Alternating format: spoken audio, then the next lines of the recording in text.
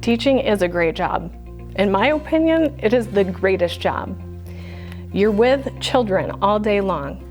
Children will not judge you when you make mistakes. Children will help correct you when you misspeak yourself.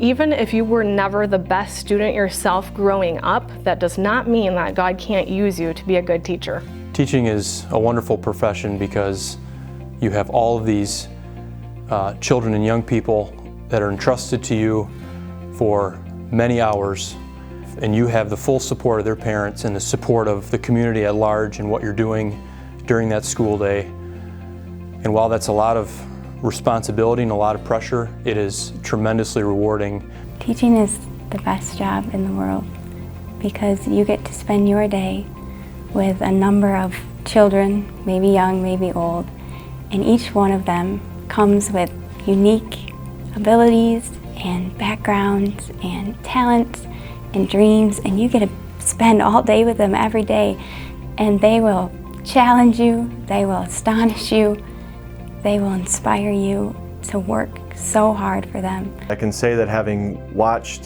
been in a unique position not only as a parent but also as a board member and having visited many classrooms, that there's something very special about being a teacher.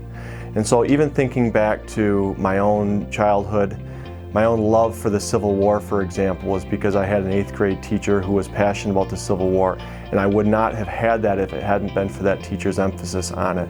And examples could be multiplied as to the impact that a teacher has on a child's life. I'll start by saying this: a teacher does not have to be perfect. I've learned that. You will make mistakes, you learn from them and move on. God's grace is new every day. But a teacher does have to be godly, mature, and patient. The type of impact that I can have as a teacher is much greater than I even realize. I taught younger kids in my first few years of teaching, and at that age their teacher is an all-star. Teacher is number one. It doesn't matter what the teacher says, they think he or she is the greatest thing. Then as they get older, things change a little bit, and you have to realize that they don't tell you that they appreciate what you're doing, but it's amazing how much they do appreciate what you're doing, even though they don't tell you directly. And if I think again about the best teachers I've ever had, those are the teachers who are able to seamlessly integrate a wonder and awe for God's creation into the material that they were teaching. And that to me is critically important, is having that influence of teaching students how to think about God all the time and what they're learning. You know, everybody's work, they have certain things about the job that an outsider would look at and say, I can't believe you do that for a living, or I could never do that. And for me, in teaching, the biggest joy is when I have 20 plus students, high school students, looking back at me with that look of, you know, go ahead and teach me something, and just the challenge of interacting and engaging them for those 45 minutes. And all that interaction is really what brings me the greatest joy. There are so many moments in the day, in one school day, that brings me joy as a teacher. And one occurs every single morning. No matter what kind of morning I've had, when I'm standing in the hall to greet the students, I have joy. Here comes God's covenant children that He loves, and I have the privilege to teach them. When I view a student in the classroom helping another student, often without even being asked, that brings me joy. When I'm in the gym and I see a gifted athlete pass the ball to a not naturally gifted athlete just to include him, that brings me joy. When I see students go out of their way in the hallways in order to comfort or befriend another student, that brings me joy.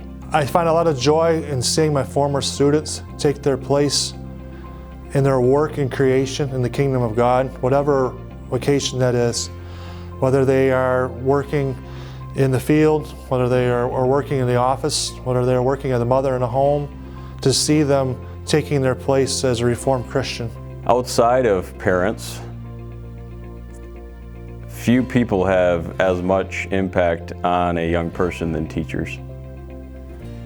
And I go back to dropping my first child off at kindergarten, and to pull up to a Protestant Reformed school and drop that little 5-year-old off and see him walk up into the building, it gave me great confidence and peace of mind to know that I was sending him to a Protestant Reformed school where the teachers loved that child and would watch over that child and would teach them in the right way, the way that I would teach them or want them taught. I get goosebumps just saying that right now. But when you have a love for a child as a parent and you can bring them to somewhere where you know that they will be loved and cared for, there's no greater peace than that.